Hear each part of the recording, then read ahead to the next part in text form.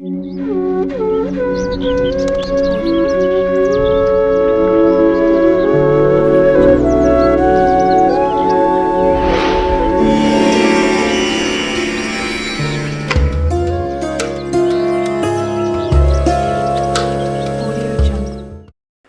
చేయడం వల్ల అనేక ప్రయోజనాలుంటాయి. వాకింగ్ చేయడం వల్ల క్యాలరీలు కరుగుతాయి.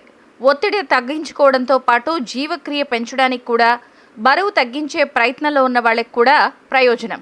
కొంతమంది మంచిగా తిన్న తర్వాత వాకింగ్ చేయడం చేస్తారు. మరికొందరు ఖాళీ కడుపుతో చేస్తారు. అయితే బరువు తగ్గడానికి ఏ వాకింగ్ అత్యంత ప్రభావవంతమైనది? ఖాళీ కడుపుతోదా, తిన్న తర్వాత? తరచూ చాలా మందిలో వచ్చే ప్రశ్నలివి. ఎవరైనా బరువు తగ్గాలి అనుకుంటే మాత్రం ఖాళీ కడుపుతో వాకింగ్ చేయడం మంచిది.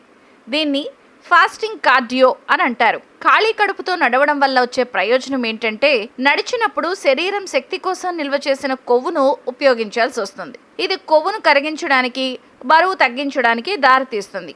వాకింగ్ లేదా వ్యాయామం చేసే సమయంలో కండరాలు రక్తం నుండి చక్కెరను సంకోచం కోసం తీసుకుంటాయి.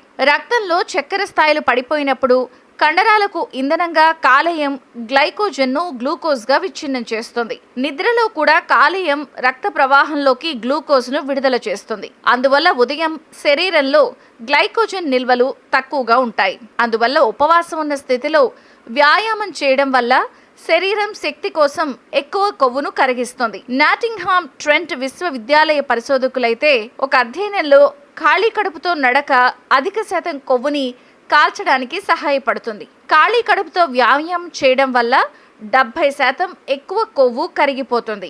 డయాబెటీస్, అధిక రక్తపోటు వంటి సమస్యలున్న వాళ్ళు ఖాళీ కడుపుతో వాకింగ్ చేయాలి అన్నప్పుడు మాత్రం జాగ్రత్తగా ఉండండి. తల తిరగడం, వణుకు, మూర్చిపోవడం వంటివి వస్తాయి. వారికి అది ప్రమాదకరం. ఎందుకంటే శరీరంలో శక్తి అందించడానికి తగినంత గ్లైకోజన్, కార్బోహైడ్రేట్లు లేకపోతే గ్లైకోజెనిసిస్ ప్రక్రియ ప్రారంభమవుతుంది. ఇక భోజనం తర్వాత వాకింగ్ కూడా ఆరోగ్యానికి మంచిదే. ఉపవాసం నడకతో పోల్చితే ఇది ఎక్కువ కొవ్వుని కాల్చలేకపోయినా జీర్ణక్రియను మెరుగుపరుస్తుంది. బరువు తగ్గడానికి, మొత్తం ఆరోగ్యం కాపాడుకోవడానికి ప్రతిరోజు 30 నుండి 60 నిమిషాలు నడవడం మంచిది. బరువు తగ్గడం అనేది మీరు ఎంత వ్యాయామం చేస్తారు అన్న దానిపై ఆధారపడి ఉంటుంది. మీరు ఆరోగ్యకరమైన జీవన శైలిని కొనసాగించాలి. తగినంత నిద్రపోవాలి. ఆహారంలో మార్పులు, వ్యాయామం ద్వారా ఎక్కువ క్యాలరీలను బర్న్ చేయాలి.